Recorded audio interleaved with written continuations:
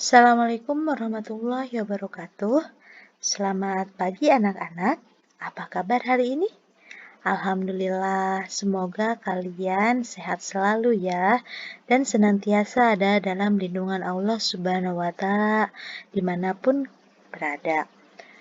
Tak bosan, Ibu juga mengingatkan agar Ananda semua selalu menerapkan protokol kesehatan dalam segala aktivitas. Bagaimana? Sudah siap belajar hari ini? Siap dong ya.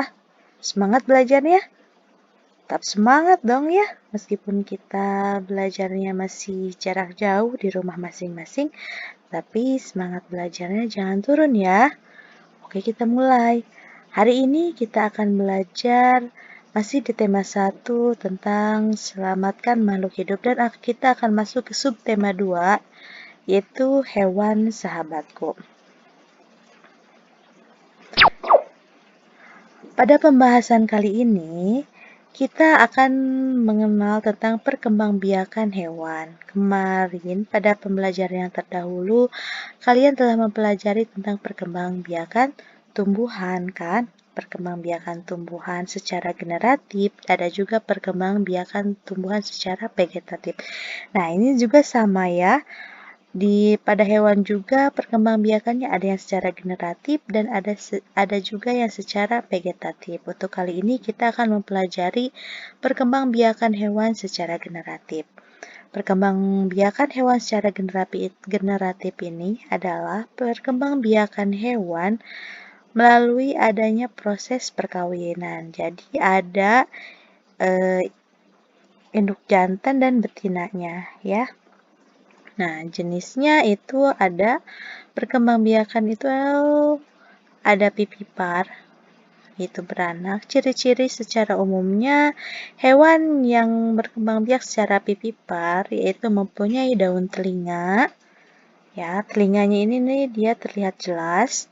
Tubuhnya ditutupi rambut atau bulu dan mereka menyusui anaknya. Jadi mereka punya kelenjar susu. Contohnya kita bisa melihat pada kucing, sapi, kambing, harimau, dan lumba-lumba juga ini termasuk hewan pipipar.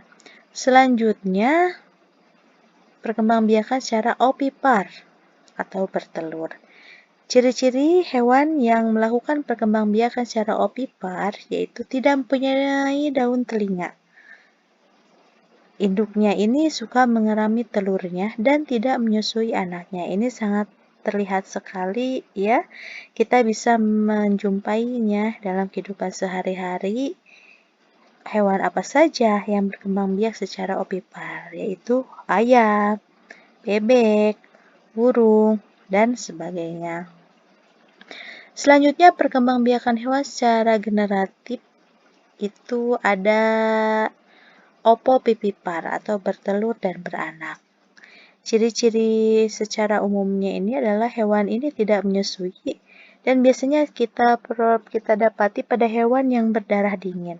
Apa yang dimaksud dengan hewan berdarah dingin bukan berarti ini darahnya seperti es ya. Artinya ini suhu tubuhnya ini sama dengan suhu lingkungan. Bu, kenapa ya hewan tersebut berkembang biaknya secara ovovivipar, bertelur dan beranak? Jadi pada hewan ini si telur ini mereka bertelur tapi telurnya ini masih berada dalam tubuh induknya dan si telurnya ini tidak mendapatkan makanan dari induknya tapi mereka masih berada di dalam tubuh induknya. Berbeda dengan hewan yang bertelur kan, si telurnya ini dikeluarkan dan sudah keluar dari tubuh induknya. Kalau di ovovivipar, ini si telurnya ini masih ada di dalam tubuh induknya, namun si telur ini tidak mendapatkan makanan dari induknya ya, tidak mendapatkan nutrisi dari induknya. Mereka berkembang dan kemudian nanti pada waktunya nanti si telur ini akan dikeluarkan dengan sudah berupa hewan kecil ya, hewan hewan kecil berupa anak hewan tersebut. Ya, contoh hewan yang bisa kita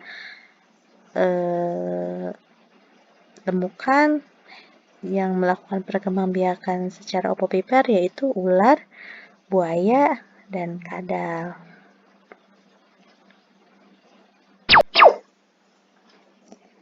Nah, demikian yang bisa Ibu sampaikan. Jika ada yang ingin ditanyakan, silahkan tanyakan di grup ya. Dan kita lanjutkan belajar lagi dengan mengerjakan lembar kerja yang telah Ibu sediakan. Terima kasih. Wassalamualaikum warahmatullahi wabarakatuh.